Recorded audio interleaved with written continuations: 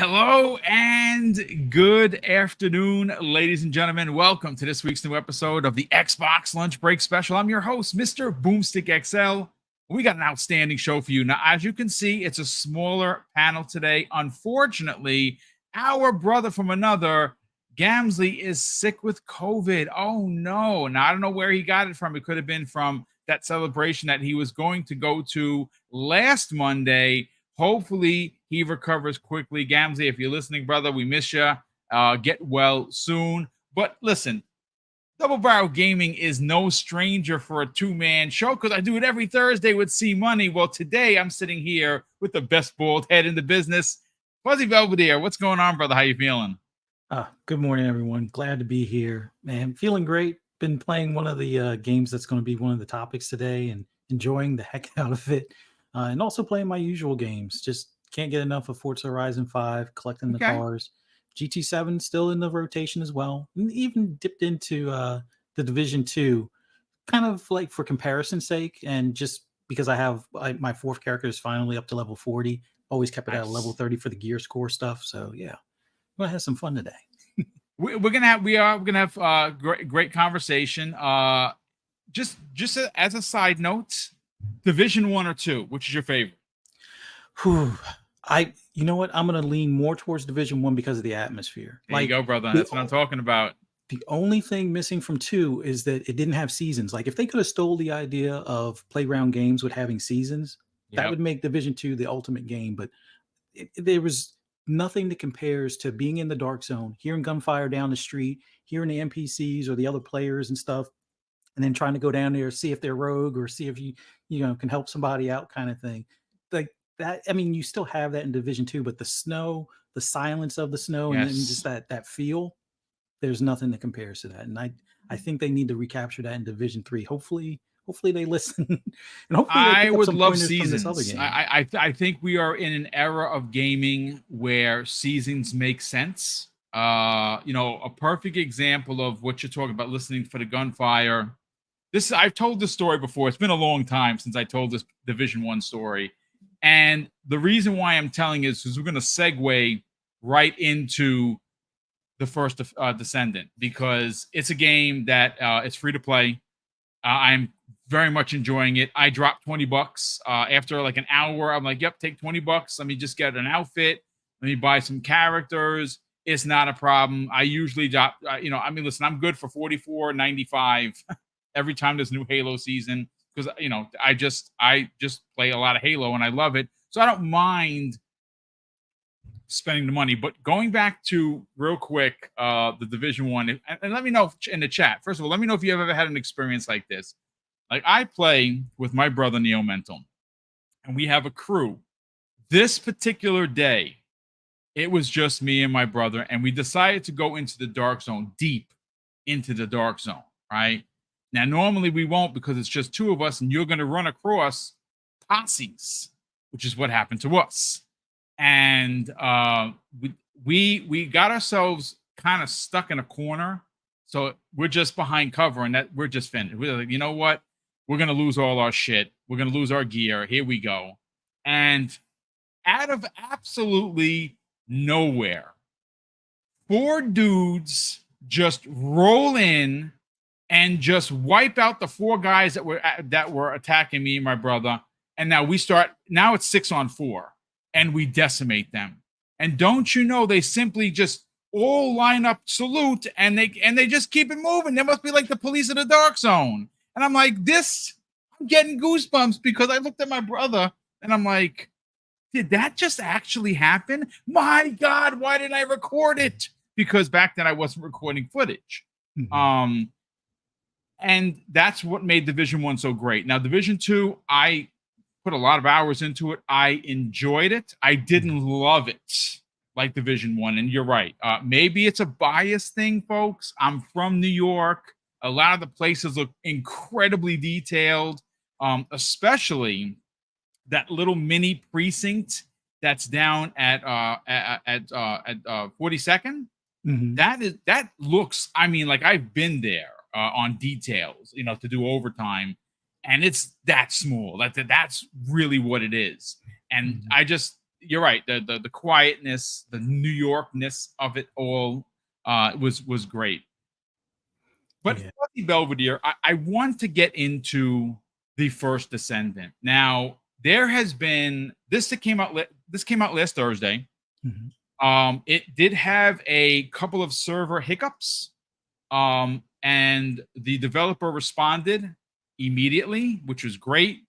They even gave every player a bunch of stuff as, "Hey, we're sorry that was server issues," which is pretty cool. You found that in your mailbox.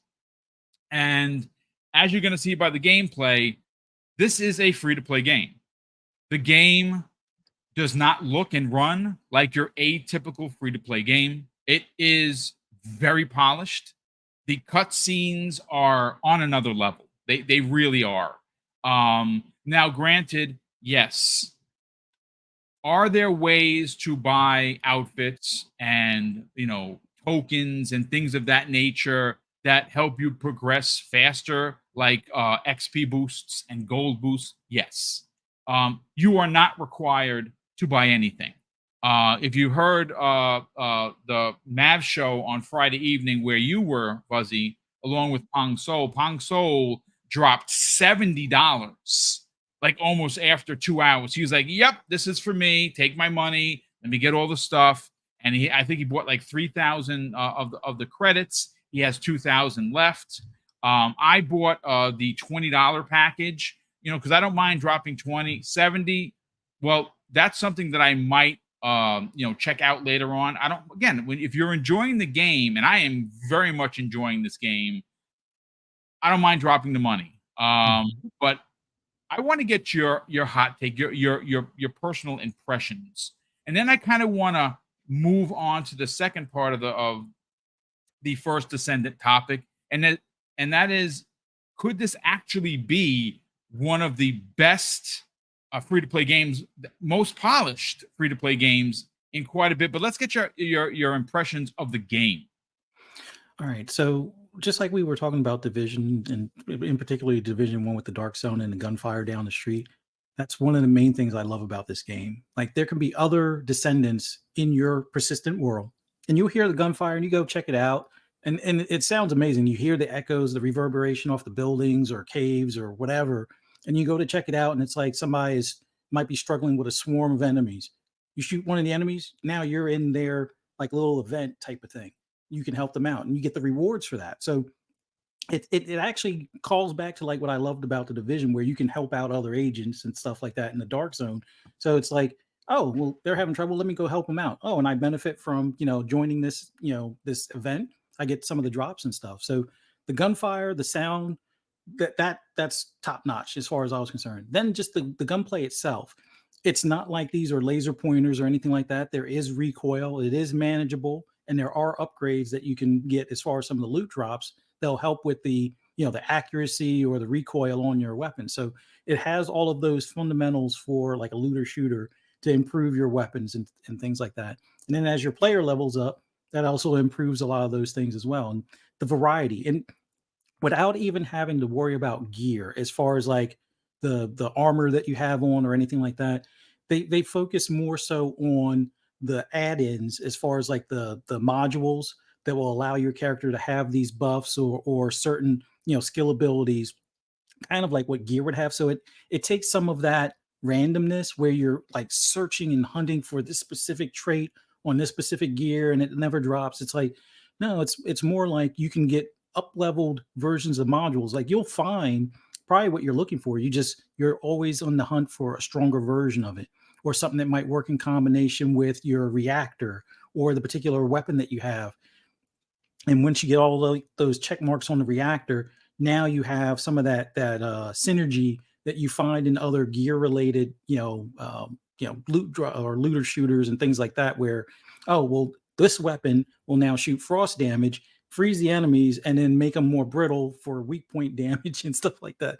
So you get all of that same like nerdy number and percentage stuff that I like from these types of games, but without having to hunt and struggle for, oh, I need that chess piece because this type of thing and whatnot. But overall, out the gate, yes, they had some server issues, but let's be clear. What game that's a multiplayer, a big multiplayer game, doesn't have some server issues? And by and large, this is probably some of the most minimal server issues I've seen out of a, what I wouldn't say they're a new studio, but for a new IP, yeah, this was a much better implementation as far as fixes. Like even during some of the maintenance, people were able to get in, and some of them, if you jump in the during maintenance and you lose progress, it's kind of yourself to blame. But luckily, knock on wood, I didn't lose any of that progress and stuff. Got in and I realized, okay, they're having some issue. They're probably working in the background. Let me just take a break from it for a bit. And then not even like an hour later, I think it was fixed. Then they had some more issues, which keep in mind, this game had, was it like 240,000 concurrent players just on Steam? And we know, Yes. like, if you play it, and I love the fact that this is a multi-plat, cross play, cross progression, cross save game. Like you'll see people with like little monitors for PC. I think if you're on a certain platform, you'll see your logo for those that are on the same platform, and then you'll just see a controller if it's the other platform. Because Right. I've tried it even on PlayStation, which by the way, it doesn't run as smooth, but they'll probably get that Yeah, we'll smooth get out into the as well. potato. But yeah, this game looks gorgeous. Like, yes, it's expected to look gorgeous on a PC, but even on the Series X, like it's UE5, which UE5 games, for the most part, have struggled to do 60 this generation. Now, I'm pretty sure Coalition will have all that figured out when they release E-Day, but Yep. like most E5 or UE5 games don't do 60 smooth and almost locked. Like I think you really have to have like a swarm of enemies and all of them exploding at the same time to see screen drops. Like the only real screen drops I've seen have been like in the hub world when there's like a lot of people. I guess you have like 30 in your instance or something like that, You get or like a 32. stutter that you'll Yeah, notice. That the character animation will kind of look a little wonky, but that I've only gotten that when there are like 20 or 30 people running around. You see names all over the place. Like, wow, this is packed. exactly. But yeah, this game, for the price of free, you get a lot of activities. Now, I know some people are probably like, oh, well, some of the activities are kind of repetitive. Well, that's the loop in most looter shooters, whether you play Destiny, whether you play Division, or any other looter shooter like that. Some of the events are going to get repetitive, but it's the fun of hunting for the better weapon drop or the better module drop, or just having fun with friends, killing bosses, and then let's run again so I can get more material so I can upgrade this other thing I'm looking to upgrade, or upgrade this other character, or let me try this other character that I finally unlocked and see what their abilities are like. All right, they're a little squishy, but hey, they have electric like shock treatment type stuff from running around or jumping around and stuff like that. So for me, this game learned, unlike Anthem, it learned from what it considers its competition. It learned from Destiny. It learned from the Division and a lot of things that people enjoyed about those games and implemented it in a great way. Like the fast travel, flawless. Well, I wouldn't say flawless, but it's like so quick. You it's not like Destiny, not knocking Destiny, but it's like, you're in your ship. It's like, oh, I'm traveling to this other thing, and it's like, oh, it could be like 10 seconds. I don't even think it lasts 10 seconds. Like I think it gives you a little blurb of like some sort of lore, and then it's like, oh, you landed in the planet. All right. So you're it's like travel is real quick. Jumping into a public match, like when you get to like the main end part for like this little world, um, like getting a match, I think is like a matter of seconds kind of thing. Yep. Sure, there's a lot of people playing, but it seems like even if you go back and try to level up another character, or you're now almost in end game where not everybody has made it to just yet, you're still not having like a lot of load time. And I think part of it is due to the fact that you have crossplay. That's the big thing. Just the fact that you can be an Xbox player, have another Xbox player, a PlayStation player, and a PC player in your squad, and everybody's working together. I mean, I don't have comms on unless I'm in a party or something like that, but you can easily turn comms on. Um, Yes. and if you don't feel like talking, you can do text, which might break the immersion a little bit, but you can still do like text chat and stuff like that. So that's pretty cool. And then you got emoticons or emotion things that you Yeah. can kind of tell people, all right, stop, or let's go here, or follow me, or something along those lines. So there's just so much that they did right out of the gate. And I know we'll get into comparing it to other stuff, but it's like all of those other games when they started, like when Vision first came out, it was a little rough in the dark zone. And the same thing with Destiny. Vanilla Destiny, I'll be honest, I did not enjoy one bit. But this right off the rip, this just speaks to me in a way that I'm already hooked. Haven't bought the season pass yet, but I probably will buy the season pass I'm before gonna this do month that is today. out. I'm actually gonna do that today. You know, again, I didn't want to invest a significant amount of money just in case, because I said I like Pong Soul. I got 2 hours in and I'm like, oh my god, I could feel the itch already. So like a like a Crackadonian, I'm like, I'm dropping $20. But I'm gonna get the season pass. Drop a couple more coins. I'm just gonna cash in some Xbox points. I think I'm sitting at 356,000, something like that. Or no. I'm closer to 300,000, not 300. I wish it was 356,000. That'd be ridiculous. But look, I want to expand on something that Fuzzy said. And again, I see a lot of questions. It is PVE. There is no PvP. It's just you versus you and whoever you roll into versus the world. And they have boss battles. I did one of them. It was massive. It was a massive walker that took a lot of teamwork. And I think what I want to kind of stress here is Fuzzy hit the nail on the head perfectly about other people in the world, because the one thing that jumps off right off of the screen is the sound. Because normally when you're in proximity of other players, you see their names. But if you're a little further out where you don't see their names and you hear the gunfire, like, oh snap, something's going on, and it's loud, and it's from the distance. It's done so well. It just pings your ear enough that you're like, something is going on. And the transition of you becoming a part of what they're doing is instantaneous. It is unbelievable how quick it is. How many times I've come across, like, you see the pink things on your screen, those are missions that you were required to do. They're like right in front of you. See the screen right there, that little like pink flag thing. Those are required missions that you have to complete. Now, there's been some times where I've tried missions on other parts of the world and I get smoked. And I'm just by myself, and I'm like, all right, so you know what? Let me just try a different one. And then you come back and you'll see it. This is what pops up. This is when you start the mission. Now, if someone were to see me fighting a bunch of other people and they shoot one bad guy, instantaneously a part of the party. It's unbelievable. Look, here, see how it just happened? This character just saw me fighting. She jumped in, and we wound up rolling like 6 missions together. We didn't even say a word. She followed me, I followed her, and it was freaking awesome. Like, it was so much fun. Now, granted, it's been a lot of talk about why you shouldn't play this game, or why it's ripping off Destiny, or what's the other one that they said it's ripping off with the ninja robots? Oh, Warframe. Warframe. That's another one that's being compared to. Look, not every game is going to be for everyone, ladies and gentlemen. This game may not be for you. I can tell you that if you like Destiny, if you like The Division, whether it be 1 or 2 or both, if you like, free to play games that give you a lot to do, this is it. Now, yes, there are microtransactions, and some of them I think they need adjusting. If I would have a complaint, there would be 2. One, the grappling isn't the greatest. They need to kind of tighten that up a little bit for me, anyway. Especially when you aim it, you'll see me grappling around. If you don't hit it directly on the corner, you'll fall down, like you saw me happen a couple of times just before this board that I'm on now. And that will get adjusted.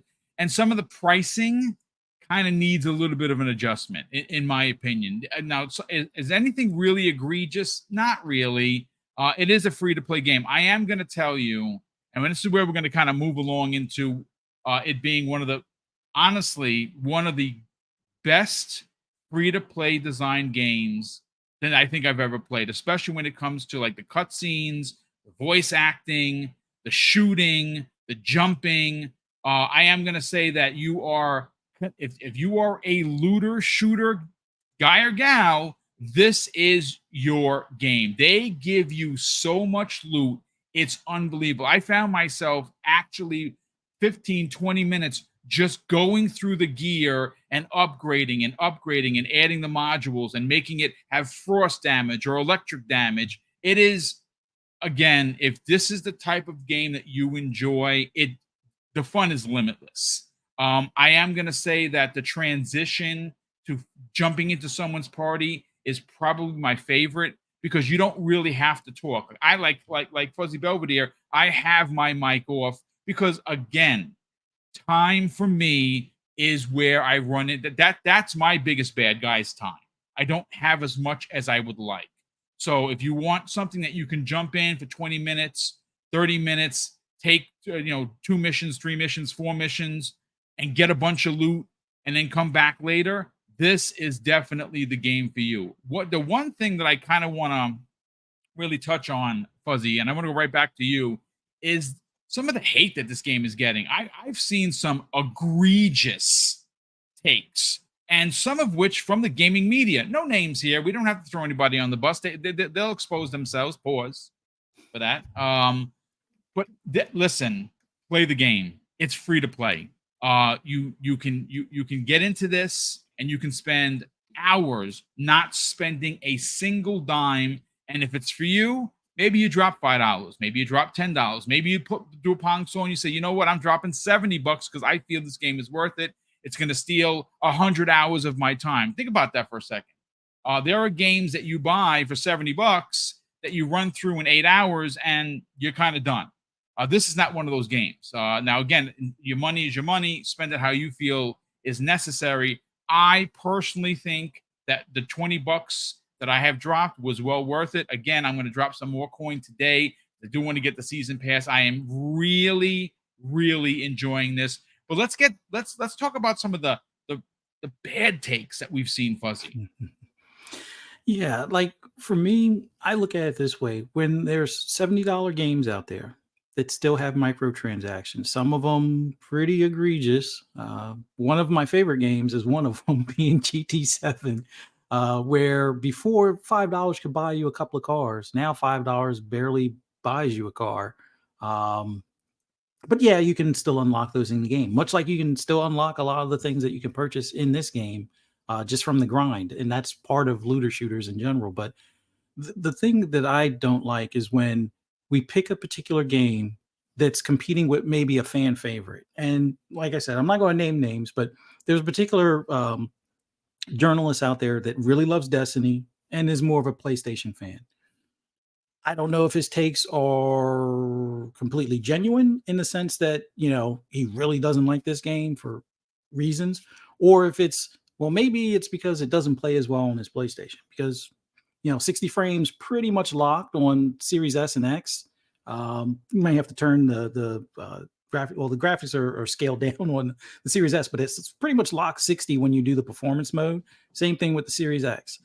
And then the PlayStation 5 is dropping to like mid 40s, low 50s in some instances, or in a lot more instances. I could see that souring the taste on this game for those on the PlayStation possibly. But once again, I think it's something that VRR will probably fix, which I think they now have that activated on the PS5 on some games. But I don't know if this is one of them. I haven't played it enough on my PlayStation. I've just opened or unlocked the trophies by linking my account. But the other thing is when you're solely into Destiny, and Destiny is what, 10 years old, going on 11 or 12 years old at this point, at least, you've got a lot of time and energy invested in that game, and it's coming to an end. Now, I would say, me being the Division player that I am, I love the fact that this game, this new kid on the block, is punching above its weight in comparisons to some of the big dogs that have been in that space for almost 10 years or 10 years plus.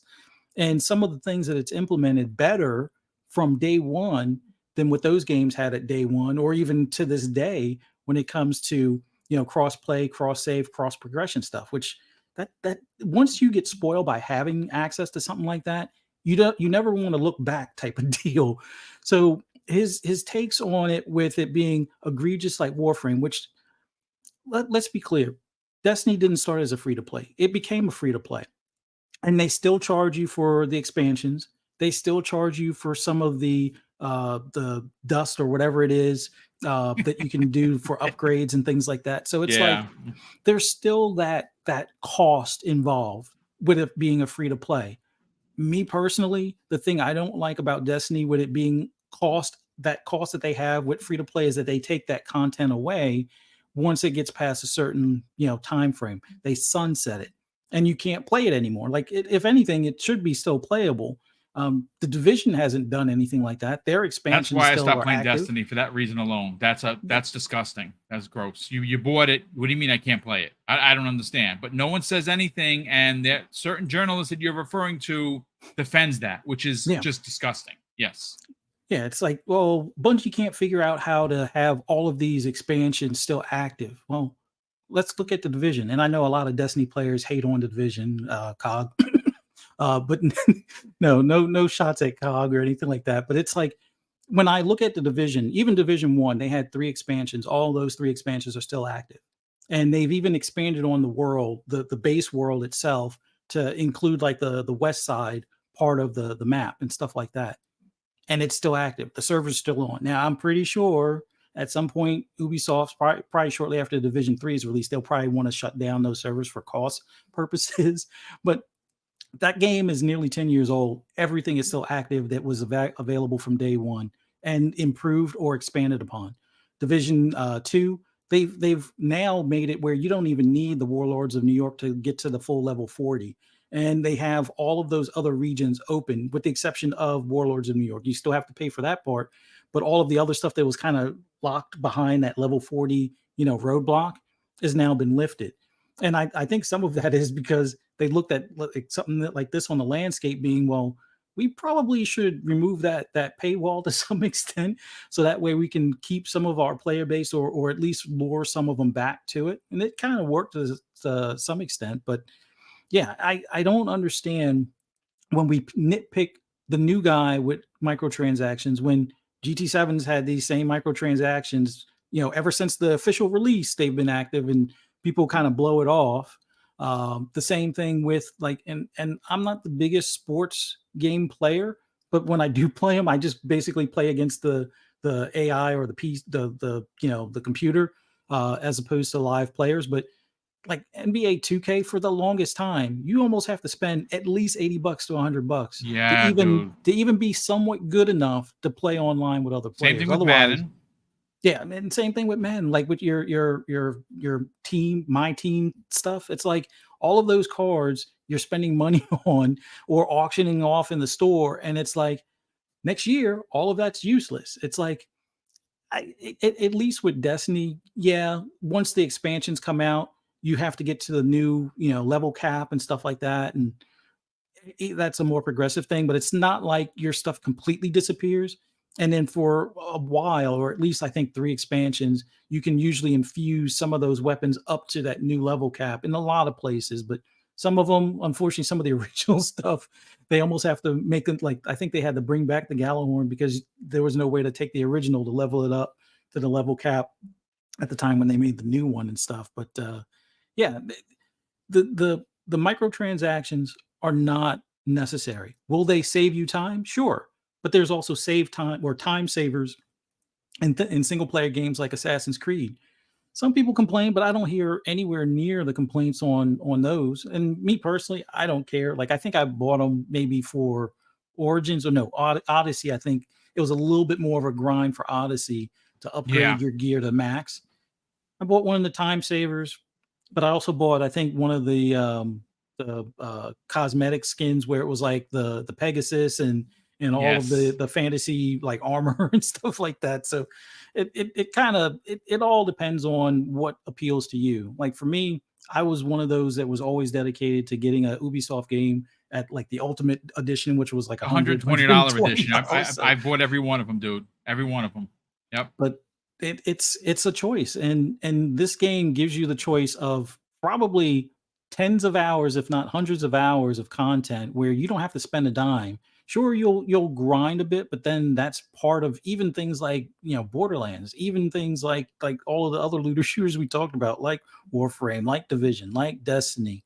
And even Anthem had a bit of a grind. And no slander for Anthem. I do miss Anthem. And Anthem was one of those games that had so much potential, and just EA gave up on it before they even really put any, I wouldn't say any real effort. They put decent effort in it, but it was like it they built that game in 18 months. Like, they didn't have, like, when the trailer released and they had that as a concept, they didn't really have the game built at that point, and they had to kind of build the game to match the trailer, which they got 90% of the way. But that was one of those things where it had microtransactions, but I don't remember people really complaining about it. I just remember people complaining about what's to do. And it's like, well, once you level up, you just go through the three, dungeons, and just keep on getting better gear, and then wait for the store to have, one of the things that you can buy with the in-game credits to upgrade some of your gear for if you're having each one of the I forget what they call them now, but each one of the armors that you would have. But yeah, this game, I would say, for a free to play game, the microtransactions are not a necessity. So I don't consider them as egregious. But when you look at a free to play game, they do have some leeway to make money. That's part of the lure of a free to play game. Like, is there no things for sale on, Halo multiplayer? Are there no things for sale on Warzone? Are there no things for sale on Fortnite? Like, let's be clear, Fortnite is probably the king of microtransaction. That maybe not necessarily egregious ones, but like, the whole point is they had some of the greatest licensed skins that people cough up a lot of money for, and have collections of skins that they may only change once or twice here and there, type of thing, but that's how they make their money. And that's, if you're going to get the game for free, that's what you can expect. And in a lot of cases, people like me and like Boom and a lot of others of us in the community, if I didn't pay anything to get into the door, but I'm having a good time, I'm more willing to give them like the $70 that what I would probably pay up front for a game to have this much fun. And then you have that in microtransactions, or as far as cosmetics, or new skins or new agents or characters and things like that unlocked. Like, same thing with Helldivers 2. Well, now it wasn't free to play, but it wasn't the full $60 or $70. It was only like $40. So I gave them an extra 20, and I still have like probably $11 or $12 worth of in-game currency that would still get me probably another 10 skins or 10, armors and helmets and things like that. So this free to play model has its way where, yeah, you're not paying anything up front. Yeah, there are going to be some things behind the paywall, but some of those things are, by the time you add up the amount of hours you play, or even if you were just to try to unlock those things with the grind, you would already have more time into what most people wind up putting into a $70 game at this point. So I don't see the problem in it. And I wish, if they're going to pick microtransactions, look at the ones that charge $70 up front or more, and still have like egregious microtransactions on top of it. Like, the whole point of the $70 game, I thought, was, well, maybe if we pay more, we won't have the microtransactions. Nope. It doesn't work that way. The gaming companies were like, we'll charge 70, but we still need to make some more money off of them. And we need to sell skins, season passes, and the likes. But I mean, Diablo is another one that's famous for this. And I love that game. I haven't, other than a couple of like cosmetic things, I haven't really done most of those microtransactions. But And those things are expensive, dude. They're like $20 a skin. yeah. And then if you want to get the backpack and the horse and the armor, it's another 10. So yeah, you spend like $30 if you want your complete drip or kit or whatever you want on your character, kind of thing. But I mean, some people did complain, but they complain more so about the Diablo Immortal on mobile, which that would be that's where it makes more sense, because it's a mobile game that's free, and that's how they make money on That's how they the get back you. end. Yeah. But they still have it in Diablo 4. Maybe not as bad, but it's there's some cool outfits out there that some people see the value in it, and I'm kind of one of them that have bought one or two, but nowhere near what I would say is on the egregious side, wholeheartedly, considering the amount of hours I put in. Like, I know I have over 100 hours in Diablo right now, so it's like I've got my money's worth out of it.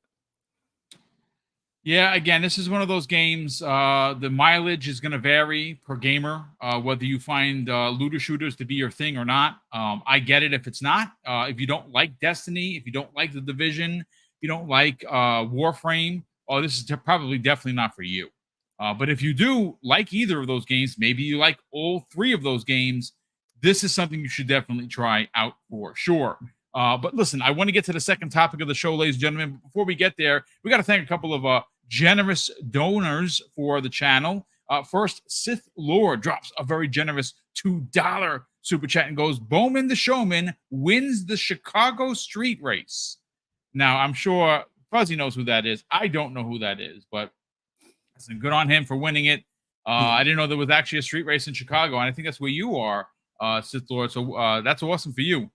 Will Broke Boy Lewis has done it again, ladies and gentlemen. He has gifted another 5 double barrel gaming memberships. Well, I don't even know what to say other than thank you. That is very kind of you to consistently drop the double barrel gaming memberships for people to continue potentially helping the channel grow in regards to being able to do the big giveaways, and we are incredibly grateful for your generosity. Let's get into the second half of the show, ladies and gentlemen. Fuzzy, look, Xbox Game Pass is something that we continue, and I say we as a community, to talk about. There's good reasons for it. Value proposition leads the conversation. Now, over the weekend, Paris Lily, who is notorious recently for dropping like nuggets of information. So, got to give him credit. Got to give Jez Corden of Windows Central credit, as well as Clobriel, who put out a list of games with dates. We'll get into that. But July looks like it's going to be a mammoth month for Xbox Game Pass and its millions of subscribers. Now, again, folks, not every game is for every gamer. Not every game on the list is going to be your cup of tea. But what if they are? Well, then you're getting a plethora of games for your $16.99 a month. Now, Paris had tweeted, the next 2 weeks for Xbox Game Pass is looking good. And he had put images of Flintlock, the Dungeons of Hindenburg, the Path of the Goddess, Frostpunk 2, and Age of Mythology, which is, again, the last two, not for me. Frostpunk 2, not for me. Age of Mythology, definitely not my bag. But there are a lot of gamers that cannot wait for that.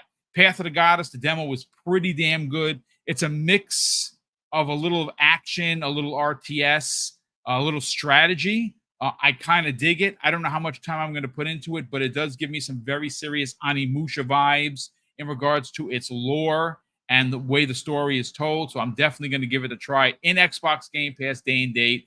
Dungeons of Hindenburg looks really good. Flintlock looks absolutely phenomenal. Every time I see it, I cannot wait to play that game. But Fuzzy, that's not where it ends, because Jez Corden responds to Paris Lily's post and says, might look even better soon, maybe, possibly. That's such a Jez thing. And of course, Paris responds with the eyeballs. Now, one of the things that I love about Clobriel, besides doing incredible graphics that he puts up for us to use in sometimes our podcasts and as thumbnails, he does great work in the community by keeping us updated to what is coming for Xbox. Specifically, this particular tweet is about Xbox Game Pass and those 2 weeks that Paris and Jez Corden were talking about. Now, on July 11th, Neon White, Xbox Day 1. Now, Neon White was a PlayStation exclusive and was in the running for quite a few awards. So that is dropping on the 11th. The same day, now this is also a game that was originally a PlayStation-only game. It's called Tachaya, and it does have a lot of similarities to Breath of the Wild. The character, the way you fly around, how much stamina you have when you climb, looks pretty good. Game Pass day and date. Magical Delicacy is another one that's coming out. Now, I don't know what that game is. I don't know if it's a cooking game. It certainly sounds like it. But again, a game into Game Pass that someone is going to like. Now, is everyone going to like it? No. But there's another game called Flock, day one. That's on the 16th. On the July 18th, you got Dungeons of Hindenburg.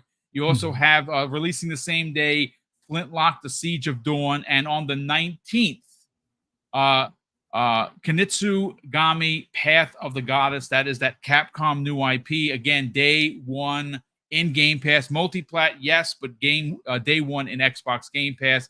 That is a big deal. Now, there is some more tail to this kite.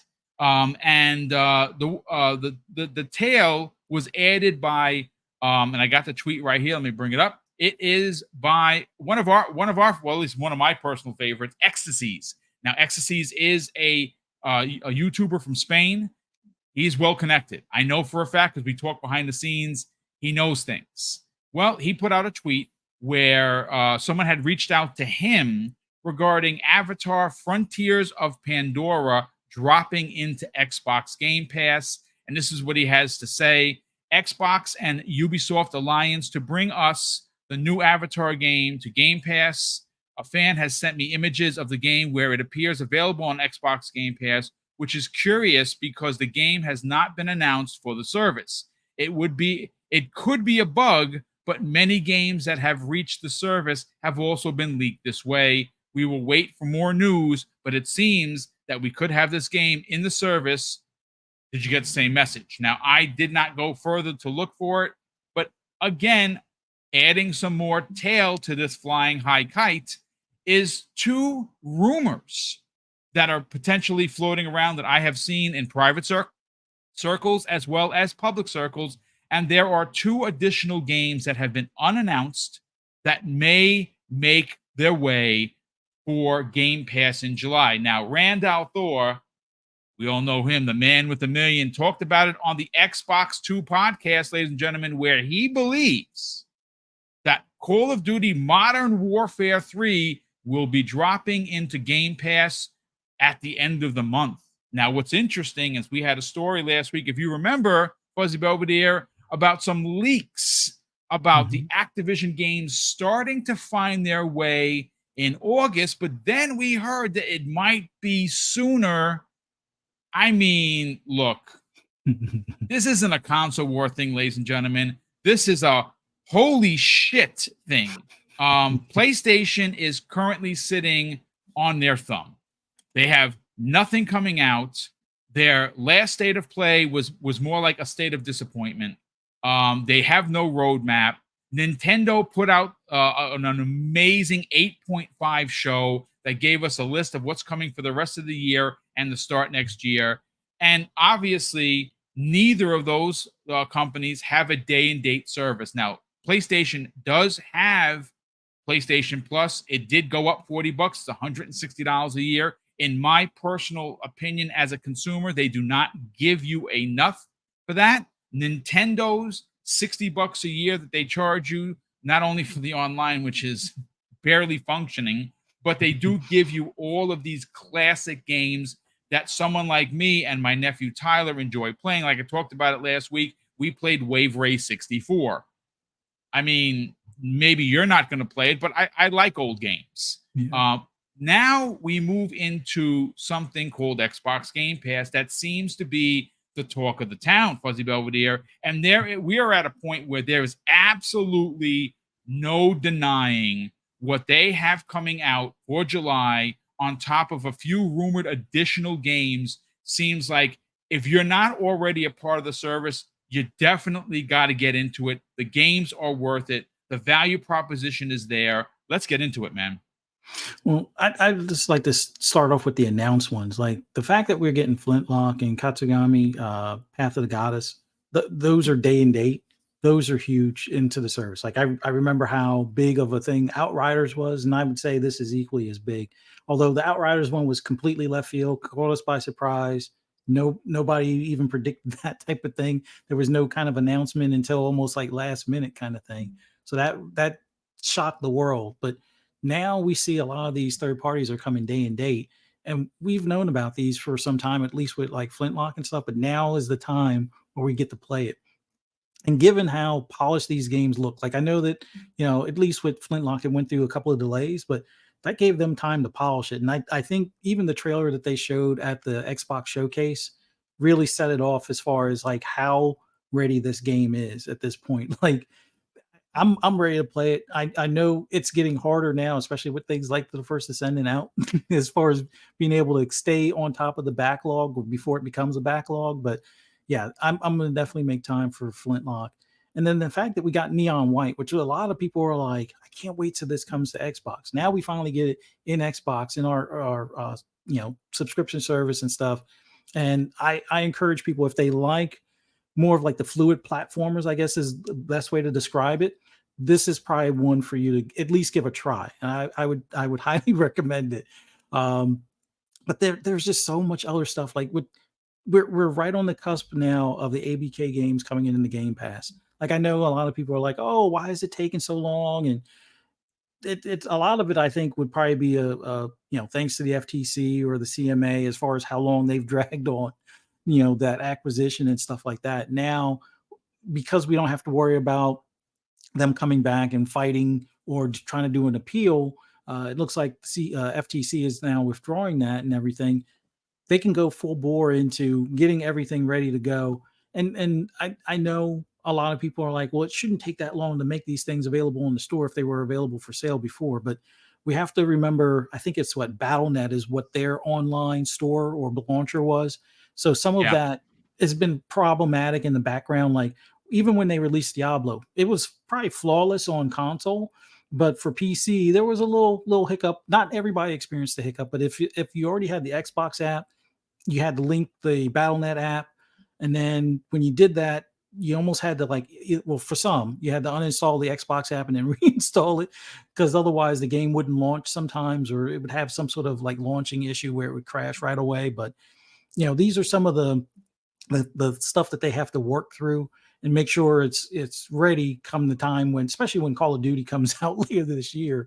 But as far as a lot of the other games, and I always say whenever we have an outage, which are few and far between when it comes to Xbox Live, they're usually doing something in the background. And the last couple of times I can remember, one of them was just before Xbox Ultimate, or not Xbox, I keep on calling it Ultimate, Xbox Game Pass Ultimate was first coming to be because it was just regular Game Pass at that point. And you can have live.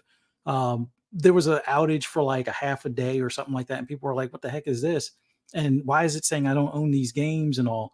It was because I guess they were doing stuff in the background to prepare for that upgrade tier or whatever. That kind of caused some things to act a little out of sorts for that partial day type of deal.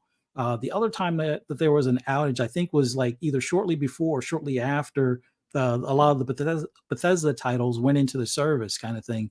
And there were a handful of them that weren't active. And I think like the Evil Within 2, because that was still in PS Plus or whatever at the time, that was one of the holdovers that couldn't go into the service. And then, of course, like with Ghostwire Tokyo, that one they still had the deal. So it took a little bit longer to get that one. But overall, those were after the acquisition, those were a lot smoother, but there was that one outage. And I think this outage that we had, like, what was it, last week or whatever, for like part of the day, I think that's them getting a lot of the ABK stuff ready. Like we've seen the relistings of the Transformer titles. If they're talking about like Modern Warfare 3, the rumor being that that might be in by the end of the month, considering that would be, I think, at the 2-year mark where the contract would have already ended for the marketing, or at least the marketing at the 1-year mark for Sony. I think that one stands a strong chance, or at least I look at it this way. I expect most of the Black Ops back compat games to be, or not back compat, but like their back catalog to be readily available in Game Pass probably by the launch of Black Ops 6, just to kind of, go through the history of Black Ops. At least I expect that. But the, what do you call it? The Crash Bandicoot collection is probably coming soon. The Tony Hawk collection is probably coming soon. So on top of the stuff that they've announced and the possibility of Avatar, which we have to remember, they have a strong business relationship with Ubisoft. They're the ones that have the rights as far as for the ABK streaming stuff. So they've been working well together. You've seen a lot of Ubisoft titles make it into the service. Some of them day and date, which What was that, Rainbow Six? Not Siege, but the Contagion, or I forget what Yeah, they the one called with it. But the zombie creature things. Yeah. yeah, so Ubisoft has always worked well with Microsoft. In fact, they have marketing. Usually, Xbox has marketing for Ubisoft games. So we see that with Assassin's Creed. We see that with Star Wars Outlaws. Now, I wouldn't expect necessarily those to be in Game Pass anytime soon. Probably maybe 6 months to a year afterwards. But Avatar would be a nice one where I don't think it did as well for Ubisoft in comparison as far as sales may are concerned. I mean, visually, from what I've seen of the game, it looks stunning. But if it didn't, meet necessarily the numbers, it's like, well, if Microsoft is willing to, give them an upfront on it, it's like, okay, yeah, we'll put it in the service because that seems to work out well where it helps them sell you know, their DLC or any, time saver, microtransactions and things like that. Like that's got to be one of the biggest things to point out. When a game appears free in a service, you're more willing to give money towards the upgrades on that game or some of the DLC that maybe, you wouldn't have necessarily bought day one type of thing. Now you're more likely because, well, hey, I'm enjoying this game as part of my subscription. Why not give them a couple more bucks for this added stuff or this particular cosmetic that I'm looking forward to. But yeah, the way things are shaping up, the second half of this year, or just for this month in general, if you have a backlog right now and you're not tackling at least part of your backlog, you're going to be buried by the time things like Indiana Jones or even Call of Duty come out later this year. Just with the cadence of stuff that they're releasing, third party and first party wise. So I would say be prepared. We're going to be eating good for pretty much the next few years. And then by that point, by the next few years, we'll probably be in the next gen and have the updated roadmap for the next gen and so forth. But yeah, it's a pretty stacked month for this month.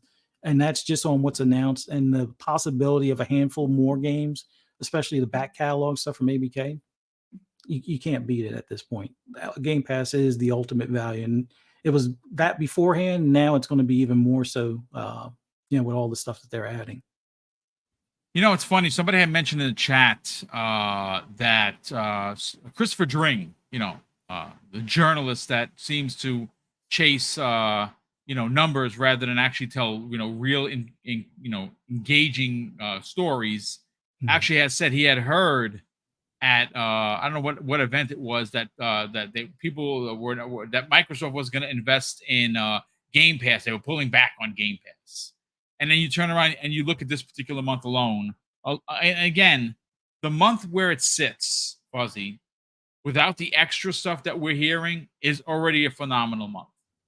You have games that were PS5 exclusives that launched on their platform that were in the conversation for Game of the Year, indie title of the year. Right now, they're on Xbox. Day and date, boom, they come out, they drop an Xbox. That's a really big deal. Neon White is a game that I was looking forward to. And again, it's in Game Pass. There's no obligation other than you trying it out and downloading it. If it doesn't work and it's not your thing, you just delete it. No big deal. No harm, no foul. But then when you start hearing something like Avatar, now I'm going to be completely transparent here. I downloaded Avatar through Ubisoft Plus, which is what I have. I pay monthly for it. I think I get my value well worth it. That game didn't hit for me. Is it gorgeous? Abso-freaking-lutely. Does it play pretty good? Sure, I had no problems outside of the hacking tool mechanic was horrendous. I mean, it just was terrible. I had no idea what the hell I was doing to the point where it like literally ruined the mission for me. I'm like, yeah, you know what? This is just not for me. And I'm a Ubisoft game guy. Like I love their stuff. I buy all of their maximum editions before I had Ubisoft Plus. Now you get that for your $18.99 a month. I think it is. I think it's just under $20. To me, it's worth it. Especially like a year. This year, you're getting your money's worth. You got Star Wars Outlaws. You got the new Assassin's Creed. Just on those two games alone are, winner, chicken dinner for me. But it's interesting when you're starting to see, because one of the things that you almost see, the minute you put something positive out there, like a Paris Lily or a Jez Corden will do, you see the boo birds. in the gaming industry. And I'm not talking about the community. The community is going to be packed with trolls, and people that just have no life are going to go out and just be just D's. That's just what they're going to be, because they have an avenue to be a D, and no one's going to punch them in the mouth for it, right? Because they're hiding behind their keyboard like cowards. But it's always shocking to me when you see the gaming media pile on. You know what I'm saying? Mhm. And thankfully, in this last couple of weeks after the Xbox showcase, even though some tried, you get a story and you get a conversation in the community like we're having right now with what Clobriel put out there, what Paris put out there, and of course was backed up by Jez Corden of Windows Central. And you didn't really see any of the gaming media trying to poo-poo the July that about Xbox is about to have. Like, it is stunning you're getting that many games into your service. And then when you look down the road, Fuzzy, and we look for the next 5 months, because obviously we are in July. We're in month number 7. There are only 12 months in a year.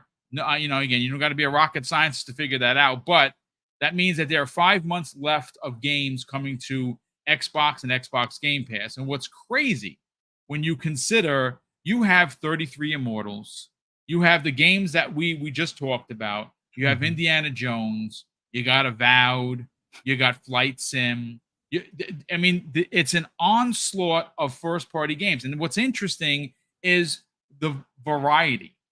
Like I say, I like using the word plethora. You get a plethora worth of games, and the rest of the remainder of the year looks insane.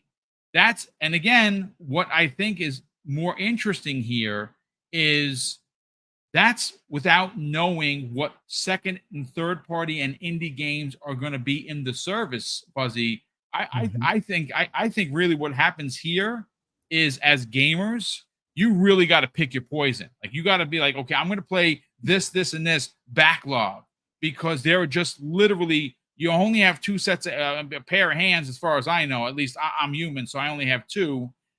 If you're out of this world, good for you that you have 6 hands and you're getting down like that. But Fuzzy, that I think that is the real conversation here. Oh yeah. We're definitely pretty much going to go through gaming overload for these next few months, and like you said, there's so much more to what's coming that we already know about, and like you said, there's definitely going to be some surprises. Like, I totally expect between Gamescom and even Tokyo Game Show, which I know some people are like, well, Xbox is not going to be there, but some of their partners will. Sega will be there. Um, you know, um, Square Enix will be there. They're now chumming up with Xbox, and it looks like Kojima might be there as well. So we might even see things as far as maybe a closer release date for OD.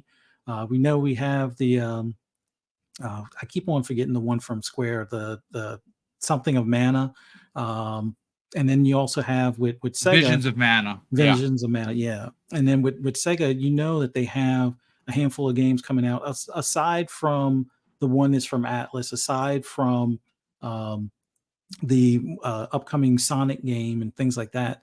They've been working on those super games, which seems to be like kind of like their old catalog and a new coat of paint kind of thing, where we hear Crazy Taxi might be closer than we think, kind of thing. So my God, I'm so there for that game.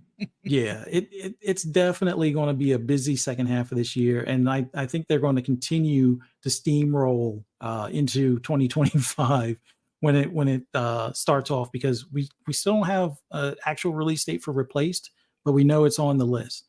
We still don't have a release date for Silksong, but we know it's on the list. Yep. More than likely, when Hades 2 comes to console, that will probably be on the list as well. So it's definitely a great time to be a gamer, but in particularly an Xbox gamer, especially when you have, Game Pass as your subscription of choice kind of thing. And like you said, even with like things like Ubisoft Plus out there, like, you really have to, like you said, pick and choose which games you're going to spend the time on, and then the one that you might get to eventually kind of thing. And I think that's going to be a harder and harder choice, because like I said, I definitely want to play Flintlock. I definitely want to play Stalker 2. I definitely want to play Avowed. Call of Duty, at least the campaign. I'm more of a campaign player for Call of Duty. Definitely want to play Indiana Jones. I mean, there's just so much more. Oh, and I have to play Flight Sim 2024. Like I already have the original Flight Sim or the one that they released in 2020, I think it was. 2020, Um, yeah. yeah, this new one now that they're adding like job roles and things like that. So I mean, I'm still fine with just flying from A to B, airport type of thing. But to try to do like a rescue or like the VIP flight schedule or something along those lines, or just having it where you're doing like the helicopter, rescue or taxi or any of that stuff, I definitely look forward to giving that a try. But and then we got the updates for existing games like the expansion for Diablo. We got the expansion for Starfield. I Yep. mean, there's not enough time in a day to play all of these games. I'm gonna give it a try. I'm gonna give it a good honest try. But it's definitely going to get a little bit overwhelming by the time before we even get to the holidays even. So yeah, this is an awesome time, as Pong would say, the golden age of gaming. Yeah, it's upon us right now, and it's great to see. He's not wrong. He's not wrong. Listen, now honestly, folks, I'm going to be completely clear. I was literally seconds away from ending the show because again, it's just me and Fuzzy, 2-man panel. We got to our 2 topics until I just went to Twitter. We got some breaking news, Fuzzy Belvedere. I'm going to send it to the DMs. You check it out.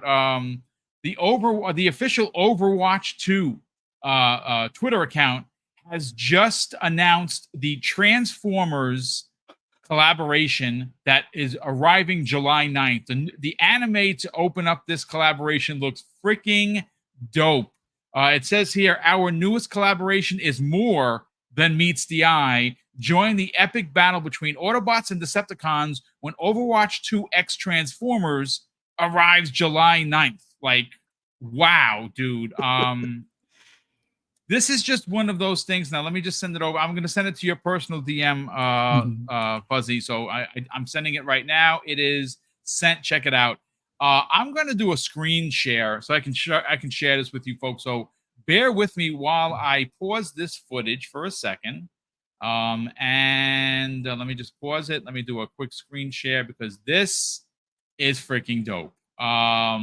Like wow, it's the anime. They don't show any gameplay, but the fact that you're getting this crossover is to me is just crazy because again, look what's already happening with Call of Duty. Activision seems to be really ahead of the curve with these additions, these characters, the skins, the IPs. Let me again hold on, folks. Let me just do a quick screen share because I want you to see this. This is freaking pretty cool.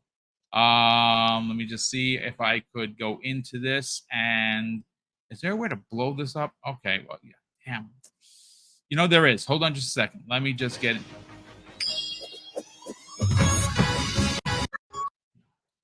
I think you that stuff. Oh, it's not the full screen.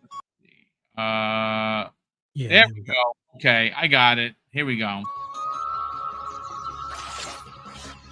Wait, I think it might still be on that picture-in-picture thing. Why is this frozen? What is happening? Ah, for the love of Joe. Click on the picture. Oh, there we go. Oh, wait. Is that? No, yeah, the double. There we go. There we go. Bumblebee.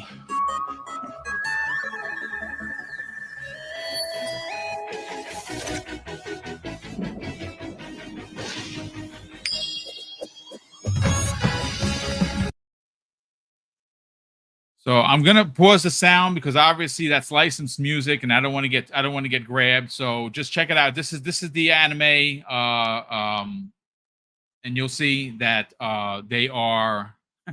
This looks dope. This is just the open. This is trailer, no gameplay. I mean, listen, I don't play Overwatch either, Rick L. I'm right there with you. Like, would it get me to? Ah, man, it stands a good chance because like I'm not an Overwatch player, but like Marvel's that looks really good, dude. yeah, Yes. and it's like a reskin of Overwatch to some extent, but hey, Yeah. it's enough to grab your attention. If you're into Marvel characters, that would be the one to give a try. And being into Transformers growing up, yeah, I think I'm gonna give this a try. And on my birthday. There you go. Look at that. Yes, excellent. Again, folks, is it the biggest, greatest breaking news in the history of breaking news? No, it's not. But you know what? We're still here. Spent a couple of minutes just talking about it.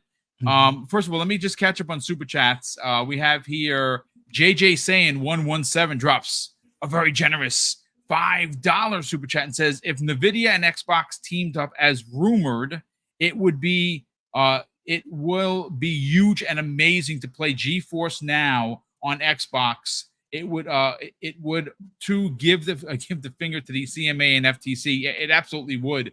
JJ saying, I think that I mean, they're working together on something. It's only a matter of time. I mean, GeForce Now. See, and if you look, GeForce Now runs way better than xCloud, right? It absolutely does. And the xCloud is no slouch. They've done a lot to it, but GeForce Now is running. I would love to see them share technology, right? Like they're sharing the games. Like games can go on GeForce Now, right? Like they're available right now. I would love for the technology to be shared so that when you're playing xCloud, it's the same as playing on GeForce Now. I think that would be dope. I think that's something that they're working on. I can't say that for sure. It's just my opinion, but you never know, right? They are working hand in hand.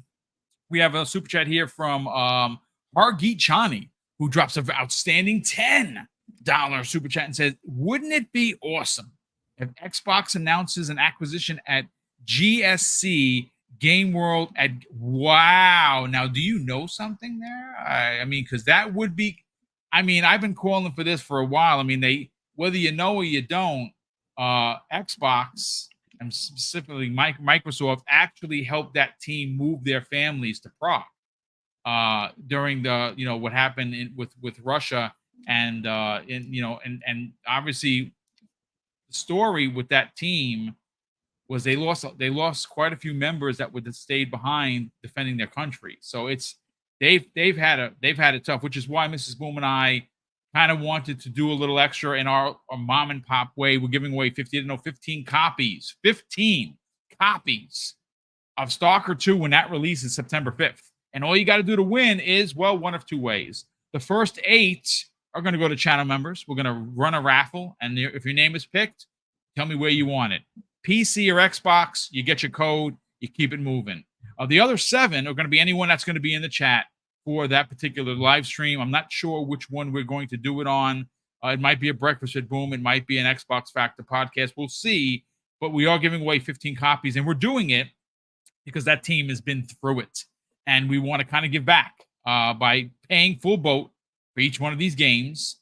And you know what? If you win, you win. And we get you the code to wherever you want to play. But he says, after the crap they've been through, there you go, it would be a moment for Xbox and a way to gain some positive mind share in the EU. Well said, Hargeet Chani. I think that they're a team that's incredibly talented. Every time we see Stalker 2, it looks better. Unreal Engine 5 running at tip top.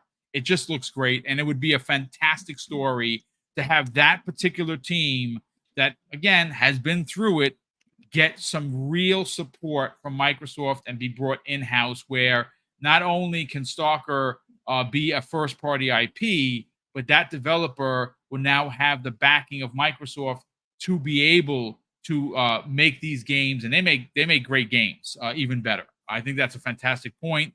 Will Broke Boy Lewis drops an additional very generous $2 super chat and says, maybe this is a sign Transformer games are coming. Indeed, actually, I think that they're around the corner. I don't know when. We're hearing August, but those went from delisted to available to search. That tells me that they are potentially bringing those as games that are going to be dropped in the Game Pass. The same thing with the Marvel Alliance, Ultimate Alliance 1 and 2. You couldn't search for it. You couldn't buy it.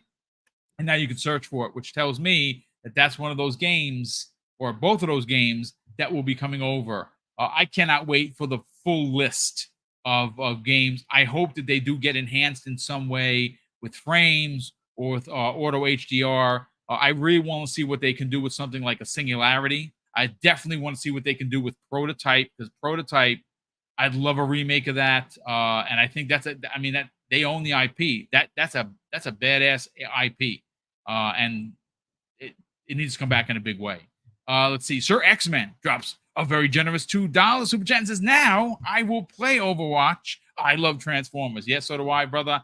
I'm waiting for the G.I. Joe crossover. Damn it. Get me some G.I. Joes in there, and I'm playing Overwatch because G.I. Joe as well. That's my toy of my life. Highlander 001. Welcome back, brother. Nice to see you. He drops very generous $2 super chat, and he goes on to say, Bumblebee, stop lubricating that man. Oh my goodness. Love it. Good stuff, Highlander, as always. Thanks so much for the generosity. Will Broke Boy Lewis drops an additional very generous $5 super chat and says, wait, how can you give away 15 copies of a game? According to PlayStation fanboys, Xbox don't buy games. Yeah, I mean, that's true. But, you know, again, it's our mom and pop way of helping a small team that we believe they don't listen. They don't know who we are. They're not going to know who we are. We're giving away 15 copies. Big deal. But again, it's our small way of taking a situation, trying to help out in a mom and pop way that we can. And 15 copies is we're buying it full boat. We're buying those copies at full boat, and you know, maybe you know, Xbox kind of pulled their 30% and they're getting full 100%. I don't know, but again, it's just we like doing things like that because we're blessed thanks to you, and we can do these big giveaways because you folks in the chat have been so generous to us. So it's again, I not everyone does it, and that's fine. We do it. And we quite enjoy doing it. That's why we do give away so many. You know, obviously, you know, we have all these big giveaways because we're just paying it forward. And again, speaking of, before we get to outros, this Friday we are giving away 5 double barrel gaming prize packs. They are the same prize packs with a little bit of extra oomph on the back end that we gave away during the E3 weekend. That, you know, that I was there in LA. We gave away 10 there. We have 5 left over. And the 5 that we have left over, well, you're getting a little extra because not only are you getting the prize pack, you are getting a limited edition, and I mean freaking limited edition Gears of War E-Day coin that was designed by Ben Kenobi. You get each prize pack gets a coin, and some added oomph is Mrs. Boom and I are adding a $25 Xbox gift card to each one of these prize packs. And all you got to do to win, folks, is be in on the chat. You type in, of course, the hashtag that I'm going to give you the day of the show. And if the picker from StreamYard's picks you win. Again, if you're outside of the Americas, we will give it our college effort to get it to you. But I got the box sizes. It's going to cost us $20 per winner. So on top of the gift cards, on top of what we've already spent on the stuff, we're going to spend $20 shipping for each one of the boxes. It's not a problem. But if it's outside of the U.S., it starts to really get up there. And if you're spending $60 to send it to another country, now we're starting to get into, because remember, we're paying for this.